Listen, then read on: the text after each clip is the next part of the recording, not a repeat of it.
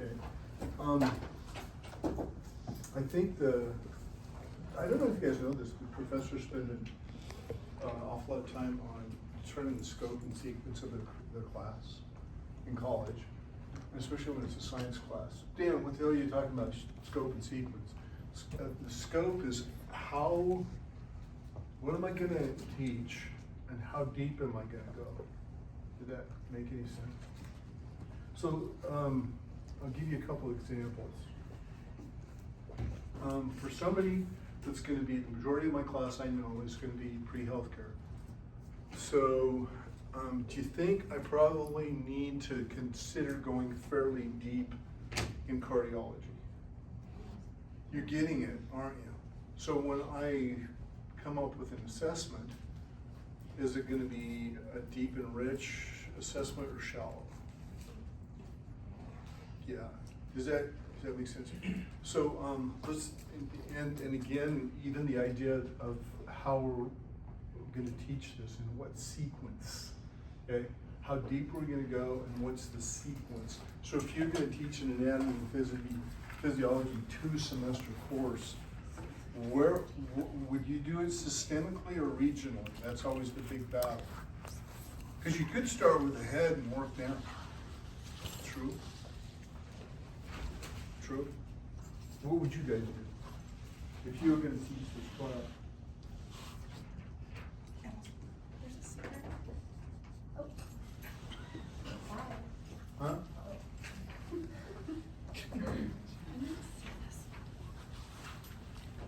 Okay, so there's still debate about that. And I've chosen to do everything systemically, with this system. All right, now Alex and Lee have chosen to do some of the lab stuff in a regional and anatomical approach to go by region. See what I mean? So that not me, because I'm right and they're wrong. That's what I do in advanced in that. Because we do regional in that. We look at, I don't know, throat in the neck. A lot of shit going on there. Would you guys agree? Sure. So, if I were you, I would take a look at the scope and sequence, because that would tell me 2 things. It would give me a framework for my study for the whole course. So what did we do first?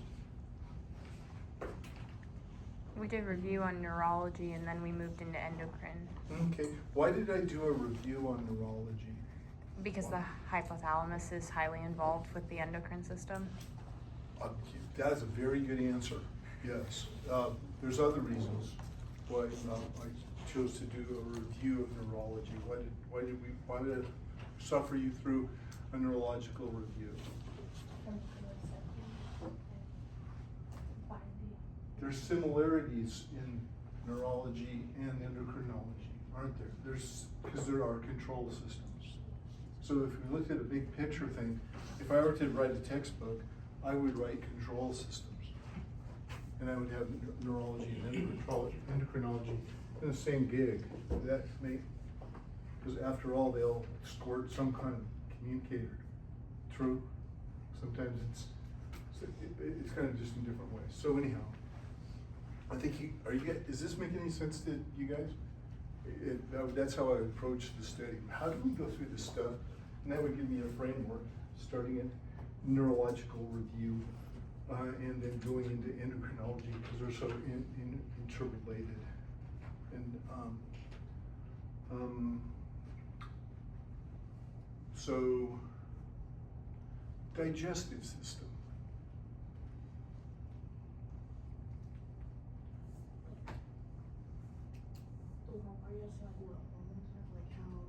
No, I'm still stuck on the scope and sequence thing. If you guys were me, or you guys were going to teach anatomy and physiology to people who were pre-healthcare, how deep would you go into nutrition?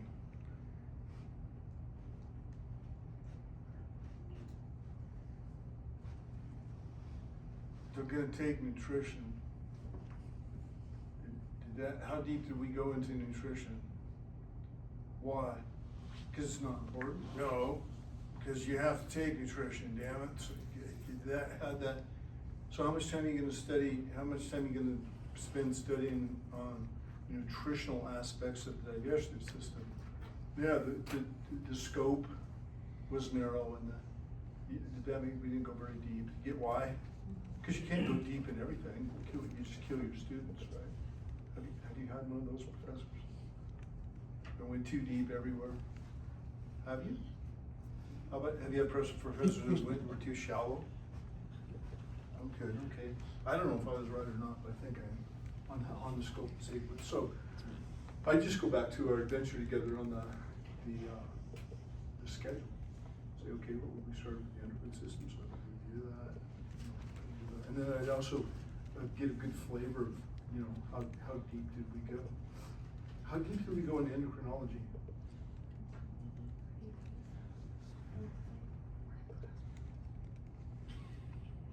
What do you guys think? I mean, we've been through this together. It was more than a $10,000 or 10,000 foot flyover, right? But was it all brand new?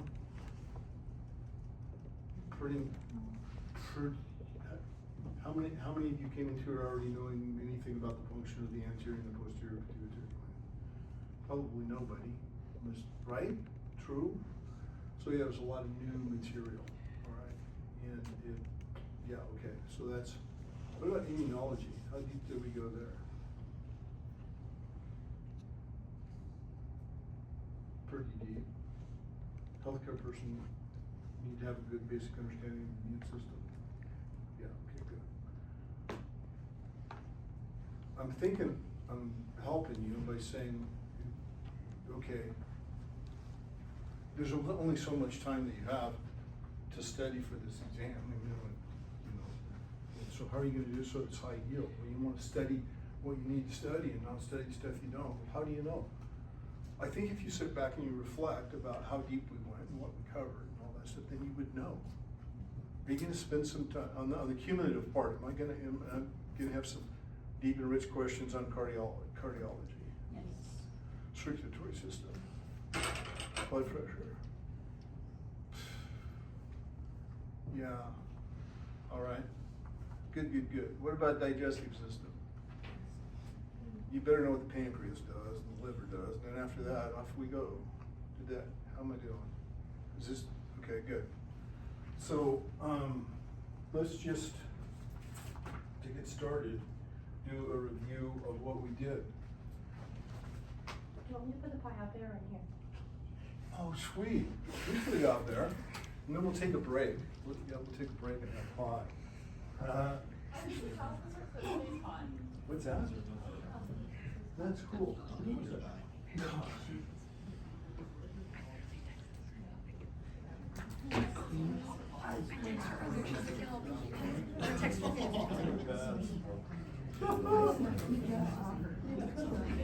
Okay, let's say it's one call. You guys. So, hey guys, we got a chair there. Probably should have done things. Sorry to so long. I was like, sorry. I'll go sit there and then you can sit here.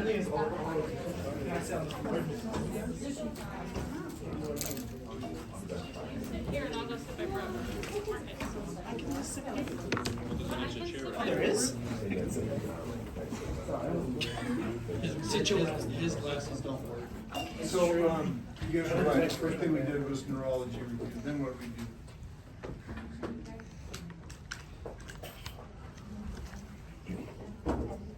Endocrine, that's exactly right. Oh, we missed another reason why I did the endocrine review, because it sets the, neurology review. It sets the stage for endocrine, and they're related. And did we all come from the same neurological education background? No, we didn't. Have you guys been surprised by that?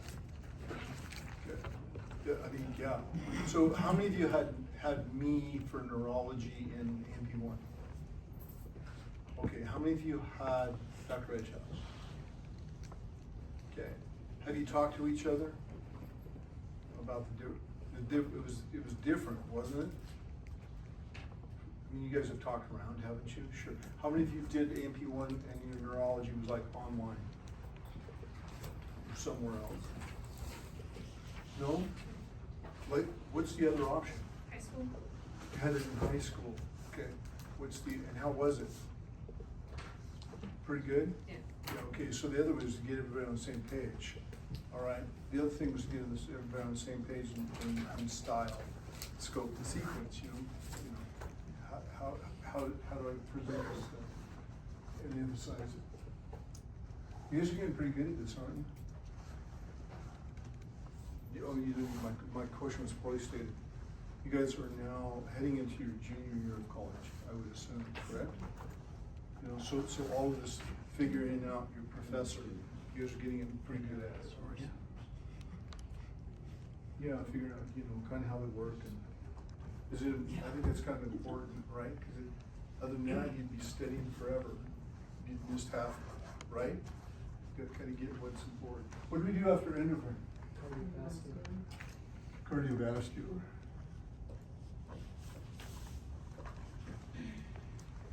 Would we, yeah, and I busted this into 3 different chunks. Do you guys remember it?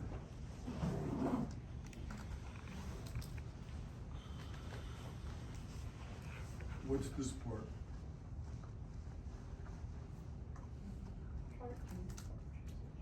Yeah, didn't we do the first, what was the first thing that you needed to know before you get to any of this shit? Anatomy. The anatomy of the heart, exactly right. So I mean, if you don't know the difference between the left side, left side, and right side. I walked by a nursing lecture with the S2, and it was, come on, I'm seeing right in front of my face. Blonde kid, it's in my AMP class like 10 years ago. Nursing instructor. Dallas, thank you. Oh, wow.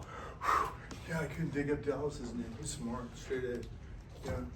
Oh, I'm not supposed to talk about that, because there was a couple others that weren't straight A's.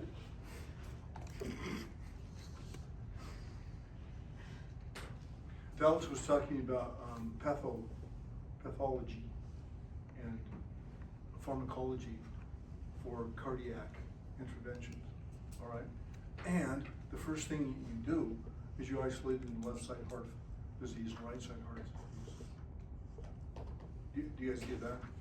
Yeah, so like the person's, something's wrong with their heart. Okay, where do you start when you're trying to figure out what's going on? You start on whether it's left side or right side. Why? What's the difference there? If it's pulmonary or systemic. Yeah, that's exactly, the good job using big kid words. You're figuring out whether it's the side that sends it to the lungs for oxygenation or the side that sends it to systemic circulation.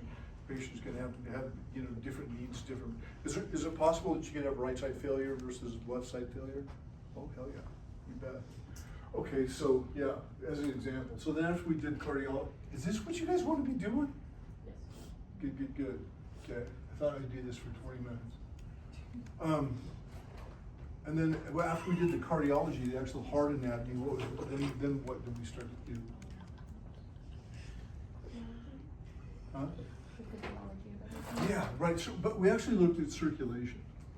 Would you guys agree with me? Could we say circulation? C-U-L-A-T-I-O-N. And so yes, that does include. Did I spell that wrong? C-I-R-C-U-L-A-T. No. It is so weird. How many of you ever taught and had to write on the board? You know, it looks different, doesn't it? You know what I mean? So if you write a circulation on a piece of paper, it looks different on the board. So I can go, can you do that? Sorry. So yes, that certainly does talk about cardiophysiology, right? But there's a little bit more to it. So now we have to start talking about blood vessels too, correct? So then I don't know how we do this, the third part of it, but you know, the vessels part of cardiovascular.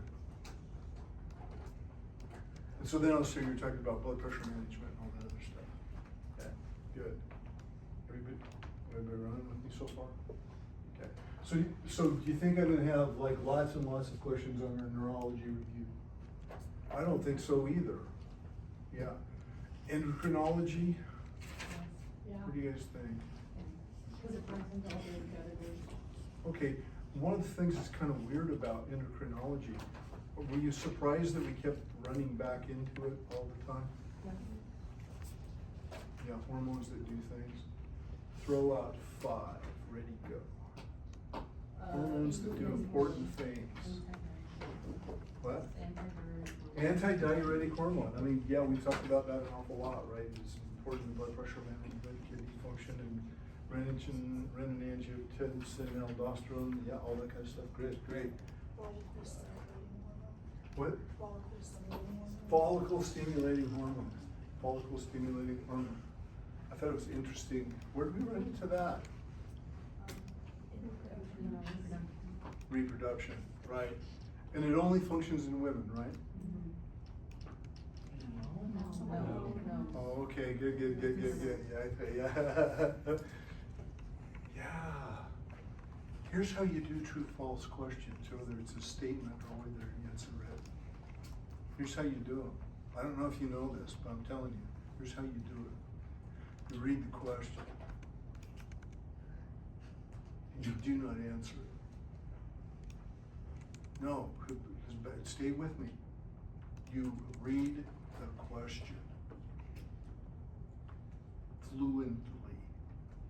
fluently, and you don't really give a shit what the question is. You just RTFQ. And then it goes into your head.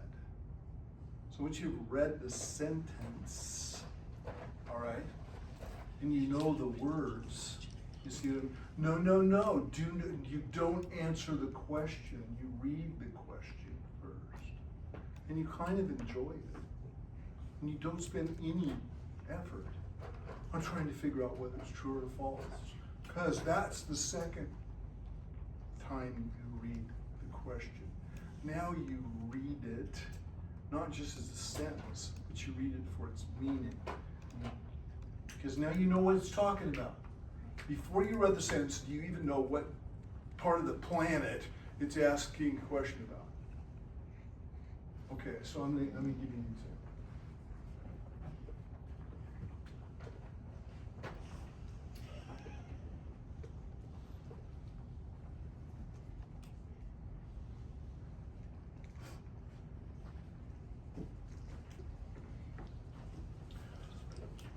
Blood pressure does not affect glomerular filtration rate. Stop, don't answer the question. Blood pressure does not affect glomerular filtration rate. What's it talking about? What's out of the whole planet, what content is it talking about? Yeah, it's talking about kidney shit, right? You guys get what I read the question. Did that make sense? Blood pressure does not affect glomerular filtration rate. What's it talking about? It's about glomerular filtration. Okay, that's in the kidney, that's in the glomerulus. Got it, now I know what it's talking about. Now I'm gonna reread this question to see out whether it's true or false. Did that make sense? Because I know what I'm looking for. What are you looking for? Kidney shit. How am I, what? You guys got it? Okay, so now that we know what content we're talking about kidneys, right? All right, and what part of the kidney? Yeah, is this asking a question about loops of Henle? Now, is this about the kidney medulla? No, now we know what the question's about. It's about glomerular filtration rate, which is in the glomerulus of the kidney. Okay, right? So, glomerular filtration rate, blood pressure does not affect glomerular filtration rate.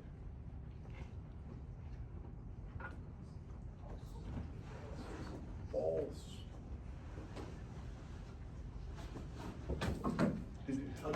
Was that helpful? So, that's how I write them. Let's see, I gotta come up with some questions about kidney shit. Let's start at the glomerulus. Okay? You guys get it? Why would we start at the glomerulus? Because that's the beginning of the nephron. How much, you guys get it? Okay, good. So, okay, here we go. I want 4 questions about kidney shit. Ready? True, false ones. When you're ready for it, share it. 4 questions about nephrology, about the function of kidneys. Who's going to be first?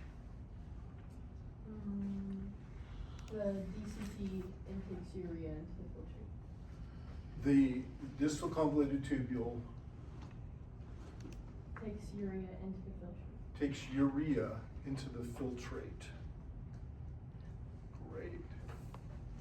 What are we talking about? What's the subject? Kidneys. What part of the kidney? Nephron. Distal convoluted tubule. Is it involved in urea? Yes. Does it put it in or take it out? It secretes it in, doesn't it? True. Did we follow the logic? And that's a good question. Thanks, Harmony. Okay, there's 1. How many did they say we were going to do? 4. We got 3 to go. Kidney anything.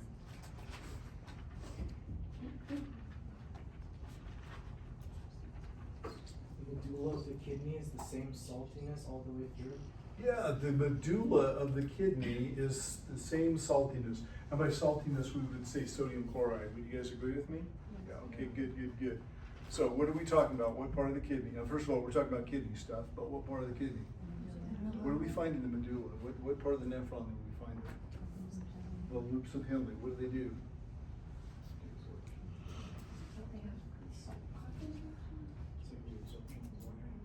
Yeah, the main thing of the medulla is water, because we want to pee out all our water, right? Because when we dehydrate, we die. So we've got to call back some of this water from the urine. So, and we do that by the environment getting what? Saltier and saltier and saltier. So yeah, was that statement true or false? False. False. It's not the same, it's different. That's good. Let's do 2 more.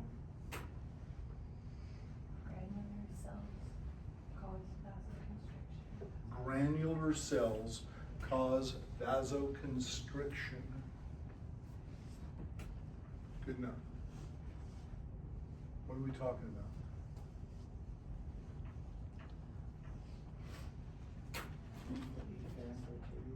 We're talking about the function of granular cells. Where do they live? Did you just say, Marcus? I said something good than that. But what did you say? I said the afferent arteriole. Okay, afferent arteriole, I like that. That's where they are. But they're part of what? Yeah. And you're like Yeah. me. Yeah, it's good. If I take my time, I can spell that damn thing by going juxtaglomerular apparatus. That's part of the juxtaglomerular apparatus, right? Hello. Okay, so juxtaglomerular apparatus on 3. 1, 2, 3. Juxtaglomerular apparatus. Let's do it again because that was weak. 1, 2, 3.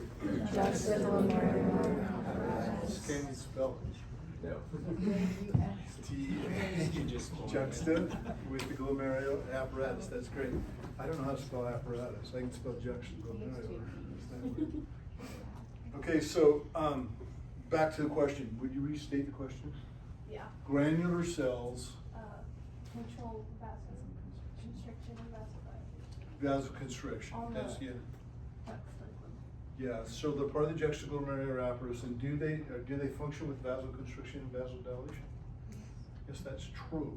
We could put something in there that said at a certain place, you know, to hone that question in a little bit. Is it more. on the afferent arteriole or is it on the? I think it's on the afferent. That's a good question. So the granular cells messing with vasoconstriction and vasodilation, they do that. They do that under 2 different mechanisms. Remember? What do they release? Renin. Where does it go? General circulation into that renin angiotensin 1 to angiotensin 2, which is that big giant systemic vasoconstriction gate. You guys remember that? All right, but they also go next door. Remember, they also have a paracrine function. You guys remember that? Yeah, no. We're getting in some pretty deep weeds here. So I don't know if I would ask a question this deep weeded, but remember there's two ways those injection glomeruli or apparatus controls blood pressure. Number one is systemic with renin, angiotensin, and aldosterone, and the other one is just right next door as a paracrine function in that feedback mechanism. Does anybody remember what the paracrine hormone it releases is? I think it's really interesting, that's why I remember it. What's ATP made out of? Adenosine. Weird, huh? Yeah, hold it. Yeah, does that make any sense? There's gonna be some adenosine if that thing's working real hard? Yeah. Okay, ask that. Great, so we ought to have one more kidney question. Yes. In glomerular filtration, what is the charge of the basement membrane? Or no, true or false? The basement membrane is negatively charged. Okay, so state the first part of the In question. glomerular filtration. In glomerular filtration, the basement membrane is charged, yes. True or false? It's charged. It's true, is it? But the question says negative. So now we've got two things. So the charge is important, yes, that's true. Now we've got to go a step further. Do you see why you read the question and then you read what it's asking? So the question wasn't asking, is it charged? Yes, it is. The question was, is it charged negative? Is it charged negative?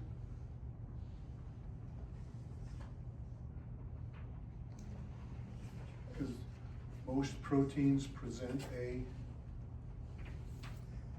positive or negative? Negative. Do you guys remember that? Great.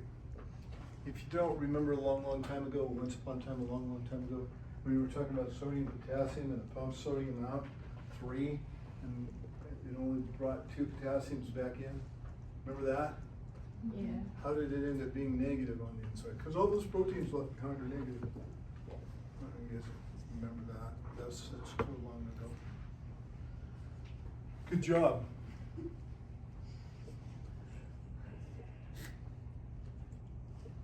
What do we do next?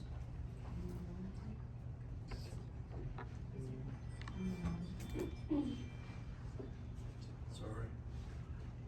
Somebody in my backyard. It's a deer. I'm gonna shoot that somebody. It's eating my trees. Just, yeah, $200 worth of fruit trees in 5 minutes ago. What? Yeah. Why would we choose, why would we, well, yeah, so next, there's, sort of missed something here. There's another thing that we talked about was what?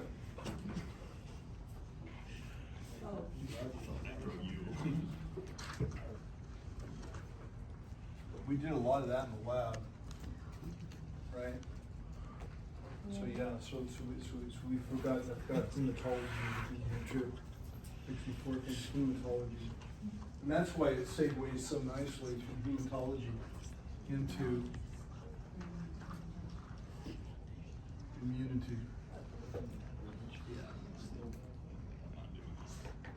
I think we did a really nice deep dive. I think the scope of when we did blood and the sequence was good, and I think that the depth was appropriate. What do you guys think? I felt really good about it. We'll look back on our adventure together. I think we did some things really well. Certainly cardiovascular, one of them. I think blood's another. Because I don't think you guys are going to go off to nursing and not know the difference between deformed elements and plasma, are you? Right? And you're gonna have a pretty good idea of what's in plasma, right? What's the major constituent with the major component of blood plasma? Water. Do you guys know now why I said it's about 92%? About, sort of, kind of, almost about 92%. Why did I say it's about 90? Why didn't you say it's 92%, damn it? Depends. Yeah. Hematocrit, right? Depends on whether you're hydrated or dehydrated, doesn't it? Yeah. Can you get dehydrated and make somebody sick when you don't have enough water in there? Because you peed it all out? Or you didn't retain it? Can you go the other way where you have the water tube dilute? Yeah. What do you guys think about walking around with a gallon jug of water? You see it all the time, don't you? Is that you, Okay, good. Yeah. I don't know. Is it okay to do that? Yeah. You better be taking some electrolytes too, to feel your potassium out. Is it right? A little dangerous, maybe? Good. How's this with you going for you guys? Good. Okay. So, tell me about why do we call it formed elements? Why don't we just call it blood cells?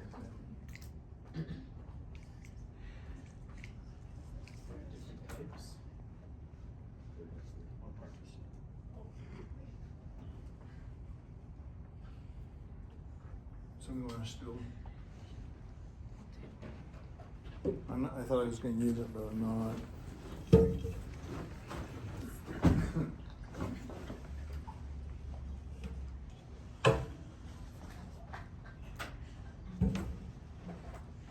The question's still lingering in the air. Do I need to restate it, or do you guys don't know what I'm talking about? Why do we call it formed elements, and why don't we just call it blood cells? There's different types. That was a good effort.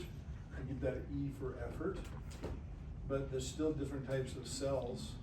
Why don't we just call it cells, damn it? Because there's erythrocytes and leukocytes. Is that the end of what's in formed elements? Erythrocytes and leukocytes? What else is in there? Well, the globins and stuff, that's part of the plasma. I think somebody said it, not loudly. Platelets. Are platelets cells? Oh, we know, they're a chunk of a cell.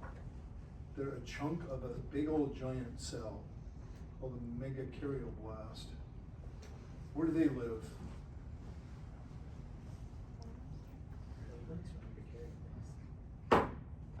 Megakaryoblast. Where do they live?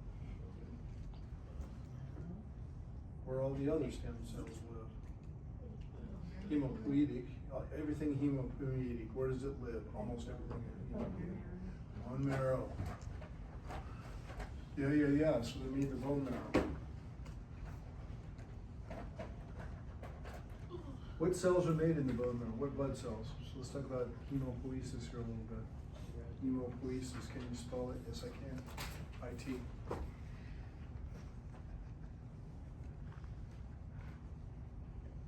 You didn't get my joke, did you?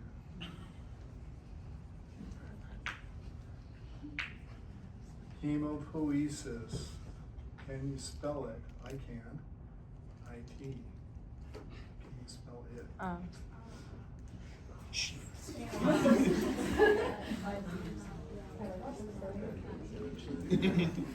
That wasn't a dad joke, That was a dad joke. That was a bad dad. Ready, set, go.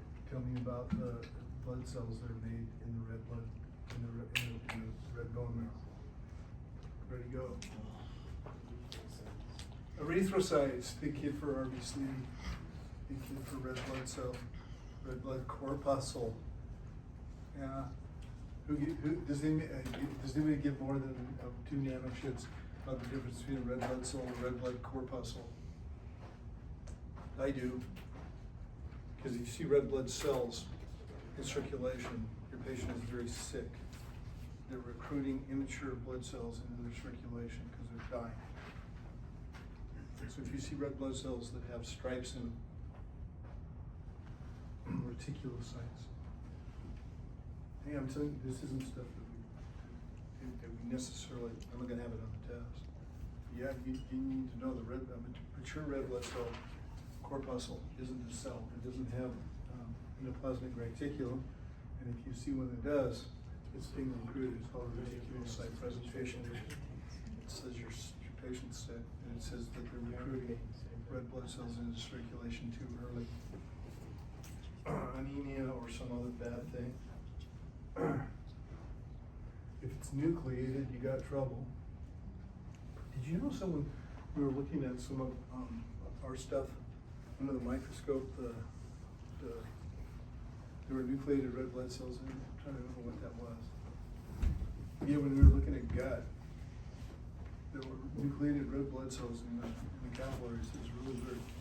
And that's because it was amphibian. Okay, good. So somebody said erythrocytes. There's a hormone that causes those, that stimulates production of those. What's it called? BIOL. That's right.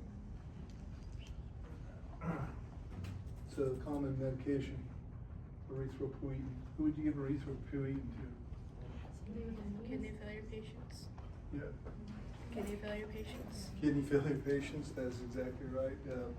You also give it to anemia patients. Yeah. Dialysis patients, yes. Yeah. Great. I'm jumping ahead on you guys. You'll learn more about this later.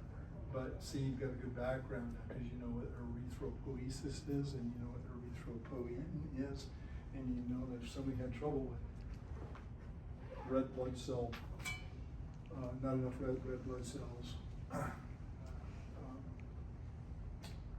Yeah. What about a patient that was undergoing chemotherapy for leukemia? Yeah, it might be just destroying some other stuff. Anyhow, erythrocytes. What else? What other formed elements are in there? We talked about platelets. What do they do? Clotting cascade. Oh shit, intrinsic, extrinsic, factor 10. Remember all that stuff? Clotting. And yeah, platelet plug first, then fibrin. Oh, where do we get the fibrin?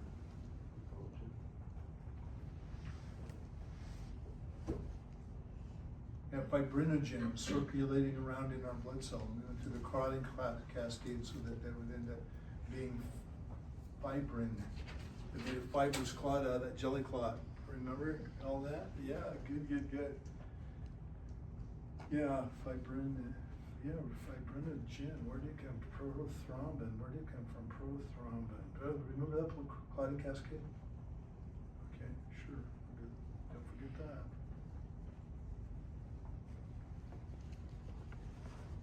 What other blood cells do we produce in the red bone marrow?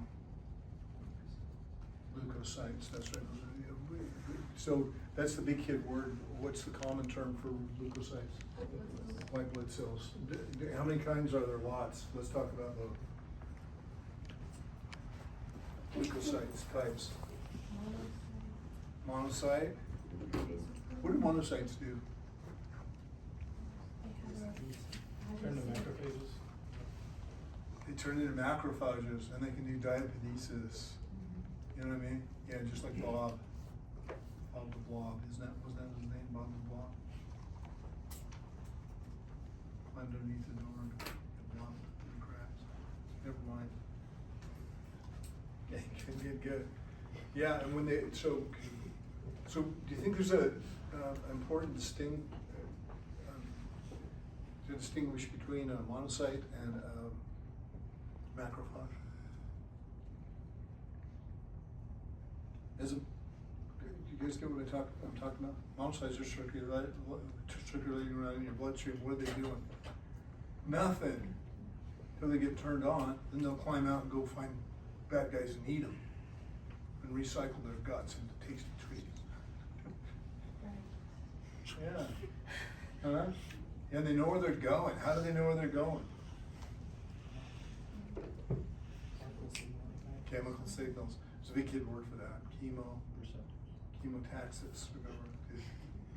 Remember diabetes is the chemotaxis?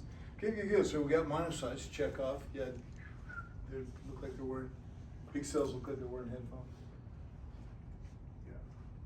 So what's another leukocyte? Neutrophil. Which is the most common? Monocytes or neutrophils? Neutrophils are the most common. See what I mean? Yeah, so remember neutrophils. What's cool about them? Tell me a couple of things cool about neutrophils. Respiratory burst, that's cool.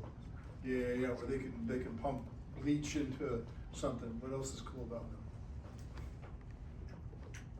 If you were to take a monocyte and a neutrophil, who's smarter? Neutrophil could tell who the bad guys are. What about did I say neutrophils? They can identify bad guys.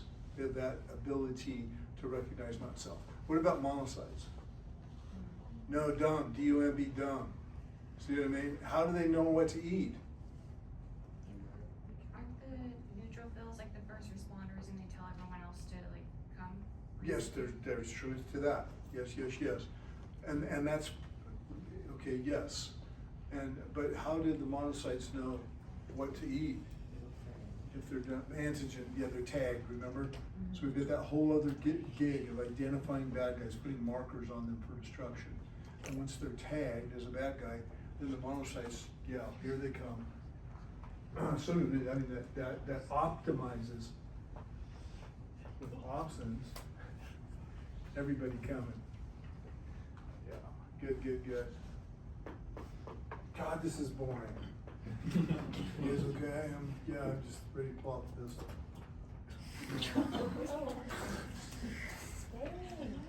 I like teaching new shit. I don't like going over old shit. Okay, what? Okay, so the review on blood is there's some other players.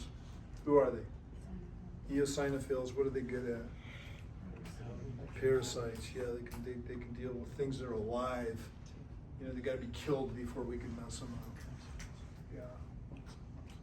And there's some other bit players in there. So there's some other blood cells that we talked about off and on.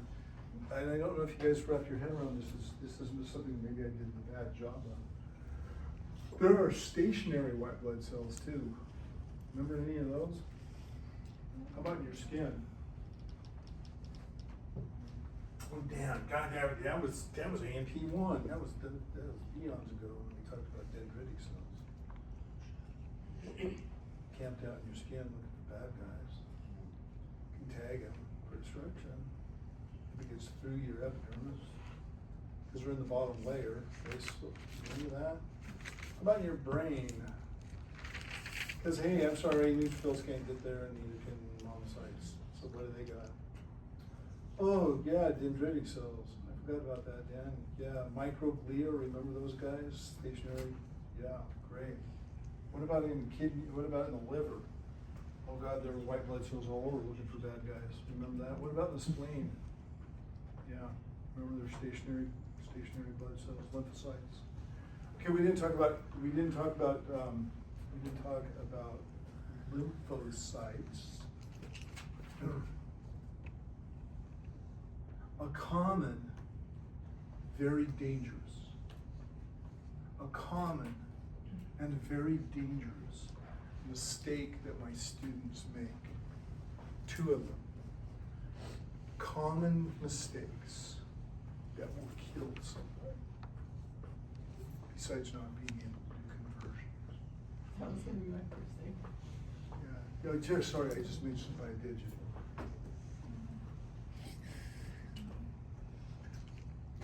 The thymus and the thyroid are two different glands, and they do two different things.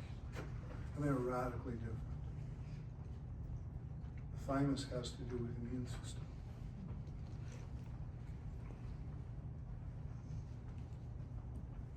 Can you imagine the tragedy on a chart of screwing up thyroid gland and the thymus gland. Can you imagine? Yeah, so don't do that. Don't ever do that again. Ever. Okay. Oh, what was the other one? What were we talking about? Yeah. Leukocyte and lymphocyte. Another tragic mistake. So who are the lymphocytes? B and T cells. B cells and T cells. Natural killer cells are in there too. We didn't talk about them very much. We should talk about them more, but you gotta give it up sometime when you're deaf. And you guys are gonna learn all about those when you go any further in your, this healthcare gig. You know, because natural killer cells are what stands up between us and dead when it comes to cancer. How many of you have cancerous cells? All of you. Does that make sense? All of this stuff. You know what I mean? But our natural killer cells can identify them and figure it out to kill them before they get carried away. There has to be a double mutation before cancer gets carried away and actually, yeah, becomes cancer. Loss of function mutation and gain of function mutation. And I mean, that is a big deal now. Natural killer cells, training them up. We can train them up. We can stimulate the leukopoiesis that generates them, specifically them. Cancer patients. Somebody fighting cancer. Do you think they're going to be better off with more natural killer cells? Yeah. Some cancers actually inhibit them. That's how mean that disease is. Is that interesting? Yeah. So we can actually stimulate the production, and we actually have new therapies that can help them. It's like immunotherapy, where we can help them identify cancerous cells, kill it. So, what's the difference between a B cell and a T cell? There's lots of differences. What? B cells produce, okay, just a second, true or false? B cells produce antibodies. False. Yeah, B cells become plasma cells that produce antibodies. Now, not to pick up, that was a good statement. You see what I mean? But as we think it through, there's more to it, isn't there? So the B cells to produce antibodies have to go through all of that handshake with the T cells. Remember, they both got to get the golden ticket, right? Where are B cells made? They are. Where are T cells made? No, they're made in bone, in the very red bone marrow. They're trained in the thymus. Remember, that's really important to know. So if I wanted to stimulate B cell production, what would I stimulate? Leukopoiesis in the red bone marrow. You see what I mean? So I'm gonna get more of them. Does that make sense? They're gonna be dumb. That's not what they call them. They call them. I just dropped a word. I'll get it here really quick. Not innocent. I can't get innocent out there because somebody's like really inexperienced and really innocent. Anyhow, they go to the thymus and they get trained up. Right? Right. And then they can handshake with the B cell and turn it on to start making that antibody, the one that's the golden ticket for killing this new whatever it is. Great. So that was that innate or acquired immunity? Acquired.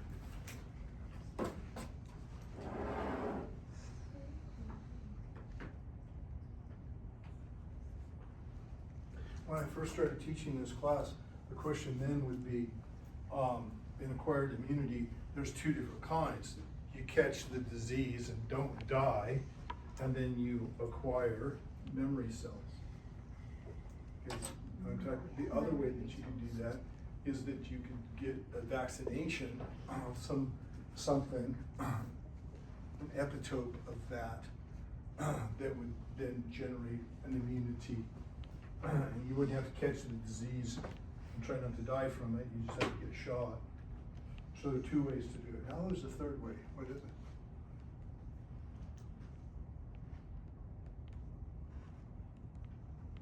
You can get a shot, but it doesn't have an epitope in it. It doesn't have an attenuated strain. It's not parts of the virus or attenuated virus or what is it? Passive. Huh? Is it passive? I like the way you're thinking, but that's not exactly it. Like inactivated vaccine. That's called an attenuated strain.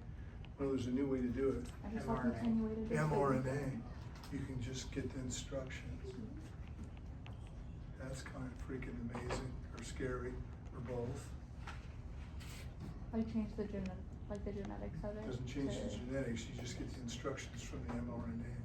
Changing the genetics, you'd have to mess with the DNA in all of the cells. It's the mRNA, it's just instructions. Right? Right. I think it's important you guys know that. Why do I think it's important you guys know that? Because it begs a bunch of questions, doesn't it? I mean, you guys read the paper, I'm sure, I don't know how you guys get your news. Sheets of the newspaper, that was real arcane, wasn't it? But you guys know that there's debate about getting shots that got an mRNA in it, don't you? Yeah, there's debate about whether that's a good thing or that's not. Yeah. So, we want to make sure that we have well-informed and right people involved in the debate. True? That's you. Did you guys get this? Yeah. We've been at this for 40 minutes. I think we need to take a 5-minute break now. Cocoa and pie or something.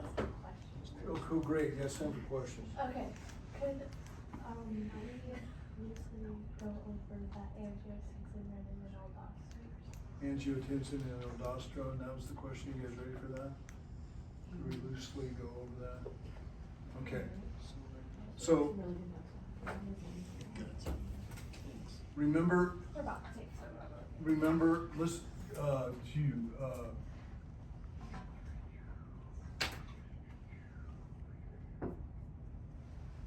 that a shitty picture of? Yes, we've got arterial coming in, the AA, arterial coming out. What would this be? Coming out.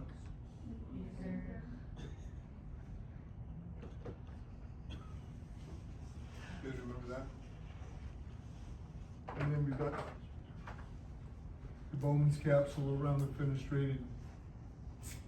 And so then we've got convoluted tubules. I can't draw this not linearly. There's just no way that I can really do a good picture of this.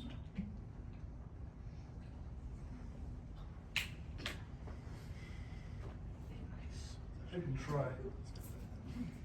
Try, Dan, try. Let's just do a loop the other way. Loop of Henley comes back the other way. And then we've got the distal convoluted tubule. But I still haven't quite done this exactly right. So the filtrate goes through the PCT.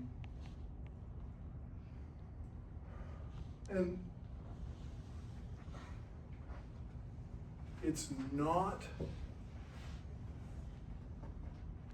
to all the details, gory details, correct to say that there are specific functions in a convoluted tubule where one does something that the other doesn't.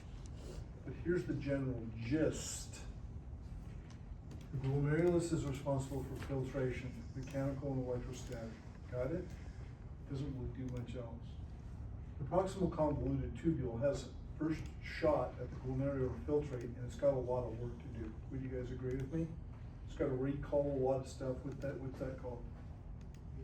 Reabsorption or resorption, right? So it's got to call back a whole bunch of stuff. It's also, it's a little bit oversimplified, but I'm okay with that for our introduction. Okay. We're also not only we're resorbing stuff that we don't want to pee out, but we have to throw out some garbage. So what's the big garbage thrower outer in the kidney? What's the big what's the biggest thing that garbage that the kidneys throw out? Urea. So first of all, we have ammonia from the breakdown of amino acids when we're digesting that, right? And the problem with ammonia is it's deadly poison. See what I mean? So the liver, thank goodness, takes ammonia and converts it to urea, which ain't so poison, just a little bit poison. Remember we talked about that? You guys got that? So that's a specific example, ammonia getting converted to urea, that the liver detoxifies things and puts them in a form called conjugating that the kidneys could throw out. You guys get it? Right? It's kind of like Roseanne cooks and she makes the garbage and Dan packs the garbage out to the garbage can. See what I mean? And for Dan to pack it out to the garbage can, it's got to be in the garbage sack. You guys get it? Thank you, Roseanne, for detoxifying the grub, throwing out the garbage, you know what I mean, and putting it in a package in a way that Dan can deal with it.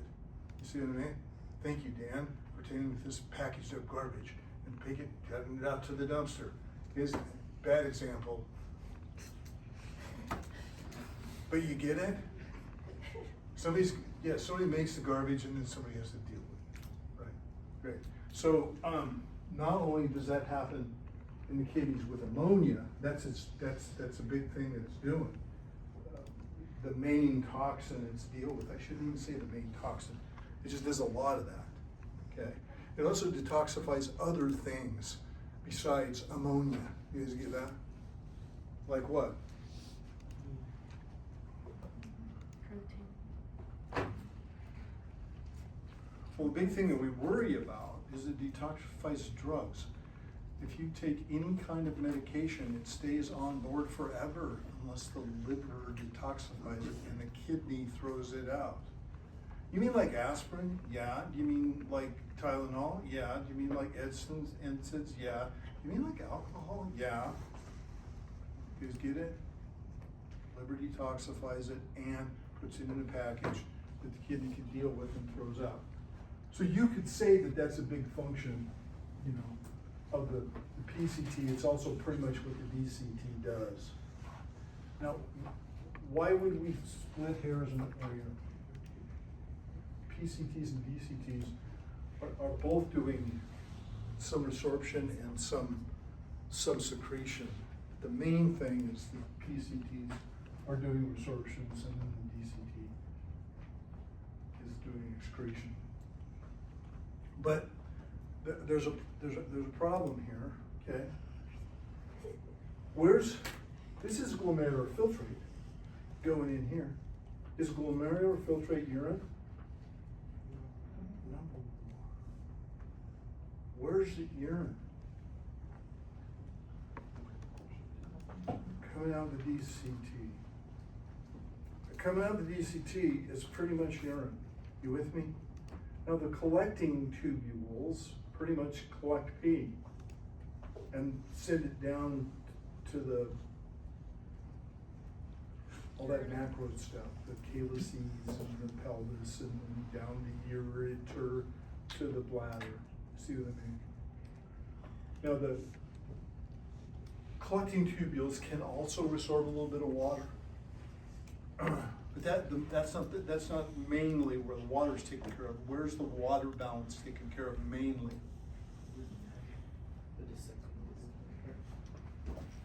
The descending loop of Henle is where the water goes out, and the ascending is deciding how much of it's going to let back in. You see what I mean? So the water's pumped out in the descending loop, And how much, if any, is let back in is controlled by the ascending loop of Henle. And where do we put in that to do that? Aquaporins, and who does that? Antidiuretic hormone. You guys get that? How much is good? We're gonna let back in to the P. Everybody follow that? Great. So we can have kind of, see, there's kind of main areas and a main function. Even though the collecting tubule pretty much collects P, it can be involved in a little water pumping. And one of the reasons for all this is do we have to have control of this, what's going on here? Do we have to have control of this? So if you're gonna have a control of something, don't you have to have a place where you're measuring it and then doing feedback based on what's happening? Where are you gonna put the measuring device? Where it's coming in? No, where it's going out. Now do you guys get it? Why does the DCT, the distal convoluted tubules, come back by the blood supply? Because that's where the measuring can go, and that's where we can respond accordingly. The macula densa, oh God, there's two of them, one in your eye, but the macula densa that's in the juxtapulmonary apparatus is modified cells that are here, that are measuring what's going on and then controlling it with those granular cells. You guys get that? It's got to come back around to measure. You see, they always, and kind of what those cells mostly do is see how much sodium's in it. You know what I mean? The textbook says it's tasting it for salt. No, let's use a different word. I like measuring. Okay, good. So now that we've got the basic gist of that, how are we going to control that? Okay, so based on what's going on, these granular cells that wrap themselves around here. See what I mean? First of all, they have a nerve that comes to them. They can stimulate them based on what the hypothalamus is doing. Okay, but they also have that local feedback mechanism. But anyhow, they're going to release into the general circulation. Is that going to go to general circulation? Eventually, yeah. There's not another blood supply right here. It's going to release renin, based if R-E-N-I-N. If we need to increase the amount of blood that's coming here, increase the blood pressure. So renin is released to increase how are we going to increase blood pressure? We're going to vasoconstrict and not have so much glomerular filtration. So we're going to have more left in the blood and less in the pee. You guys get that? If you have more volume in the blood, is the pressure going to go up or down? Up. So do you see that the amount of blood and the amount of urine are inversely proportional? The more that's going out in the pee, the less there's going to be in the blood. The less that's going out in the pee, the more there's going to be in the blood. You guys get that? And there's a problem figuring that out on any test question, because it's a double negative. Am I answering your question starting to? Okay, so then we throw out renin. And it would be really nice if that was just the end of it. You know what I mean? Great, renin, go do your job. Okay, but now we also have to know, because some of you are going to have to do pharmacology that deals with kidney function. Okay, that renin isn't actually the enzyme that directly affects it. Circulating in our blood is angiotensinogen. Angiotensinogen. What does GEN mean? Precursor. It's a precursor. It's a great big 520 some. Is that right? 520 or 520? Yeah, about 520 amino acids. So what renin does is it hacks a big chunk off of that. So you just have this small little protein. What is it?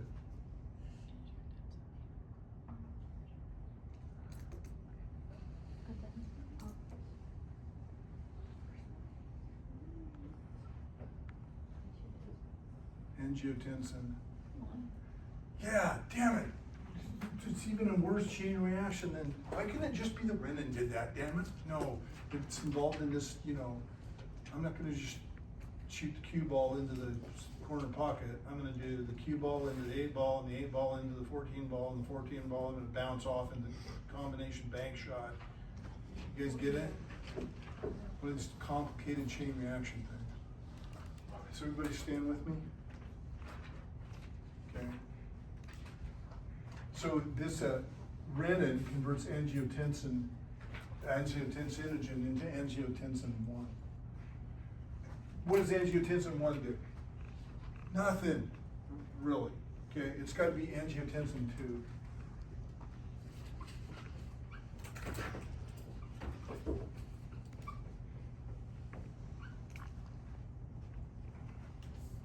What converts angiotensin 1 cleaves another couple of amino acids off to get down to that little 8, angiotensin 2, which is an insanely strong vasoconstrictor. Angiotensin converting enzyme, abbreviated ACE. Can I just put ACE there instead of writing out angiotensin? I won't take that from you guys. You gotta know it's angiotensin converting enzyme. They'll be acing out on me. See what I mean? That's shop talk. And people talk about ACE inhibitors all the time and do not know what they're talking about. See what I mean? They don't. Okay, you gotta know the whole word. Angiotensin converting enzyme. So I said there's angiotensinogen circulating around in the blood that renin cleaves to angiotensin 1. Where did angiotensinogen come from? Liver. Surprise. Circulating around, just waiting to do its thing, just like those clotting cascade things, just like those complement things. Almost all of these proteins that are, you know, precursors of something, almost all of them got produced where? Liver. Yeah, right, right, right, right. There you go, my not so smart-assy 5 liver questions in a row. Hey, I got those all. Did you get them all? Yeah. Okay, how many of you thought it can't be 5 in a row and changed it so it went to kidney just because you didn't think it'd be 5 livers in a row? That's like not Stan. What's that? It's, somebody said, no, it's Dan, it's gotta be 5, okay, good, okay. Good. Angiotensin is tensinogen made by our liver and circulating around in all of our blood, just waiting to be cleaved into angiotensin 1. It's really a new thing. Has to be converted by ACE. Now, could you not have an awful lot of ACE in your angiotensin converting enzyme? Is there a possibility that you had like almost none circulating around? Tell me yes. Because it has to get its own stimulation to be there. See how we've got these checks and balances in this? Yeah, now I'm going deeper. I told you I wouldn't teach. This is good enough. Just that ACE comes, we used to, when I was teaching this 5 years ago, I would be telling you that angiotensin converting enzyme comes from your lungs where it's produced. Now we know that a lot of it is produced in your lungs, but it's also can get turned on production of ACE in other tissues. Almost all tissues can make a little bit of angiotensin converting enzyme, but it's your lungs that put out a lot. Is blood, let me rephrase this. Is something that will cause constriction of a vessel or dilation of a blood vessel important in your lungs? Is it all blood vessel constriction in your lungs? That's important. We also have another kind of dilation and constriction in our lungs. What is it? Bronchioles. See what I mean? And remember when we talked about the fight that they can get into when one dilates and squishes the other? Right? Remember when we talked about that? Yeah, we did talk about that. Asthma, emphysema, obstructive disorders. Yeah. Got a whole, you thought that this was complicated and you could just master it and it would go away. It will not leave you alone. You guys get that? You guys, if you want to talk about any kind of lung stuff, any kind of inhalation therapy, any kind of treating your patients with some kind of a lung thing, from pneumonia to bronchitis to emphysema. You see what I mean? We've got to worry about this stuff here. It affects bronchodilation and bronchoconstriction as well. More coming at you. Aren't you excited? Because you've got the basics down. It'll be easy, right? Okay, so. I got a feeling I didn't answer your question. I just made it worse. Did we do okay? Yeah. Okay, so I do really want you to know this because it's a tool that you're going to be using. And again, it plays into how do we manage all this blood pressure going on and filtration that's going on in the kidney.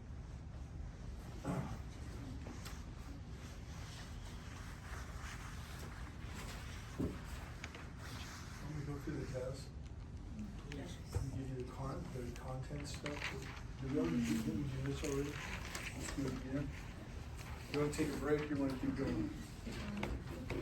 This is keep going. This is take a break. I We believe got- the pie is gonna get cold. Let's take a